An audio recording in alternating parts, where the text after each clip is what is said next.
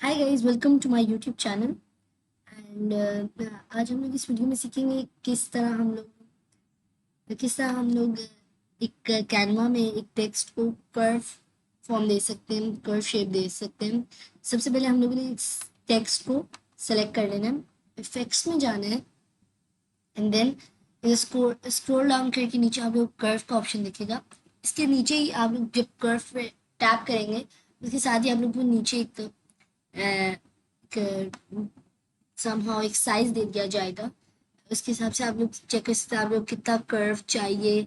सो आप लोग उसके बाद इस टेक्स्ट को उसकी पोजीशन पे लेके जाके चेक कर सकते हैं कि आप लोग टेक्स्ट को कितना इनवर्ट साइड पे कर्व करना है। अगर इनवर्ट साइड पे आप लोगों ने कर्व करना है तो आप लोग राइट साइड पे करेंगे उसको, उस साइज को। और अगर आप लोगों को आउटवर्ड डायरेक्शन करना है तो उसके लिए आप लोगों ने टेक्स्ट को सेलेक्ट करना है, देन अगेन इफेक्ट्स पे जाना है एंड स्क्रॉल डाउन करके नीचे कर्व पे आ जाना है। उसके नीचे जब आप स्क्रॉल डाउन करेंगे तो लेफ्ट साइड पे जब आप लोग उस साइज को लेके जाएंगे सो वो आउटवर्ड डायरेक्शन में कर्व करेगा। And this is one of the trick or method to curve text in Canva. Thanks for watching. Like and subscribe.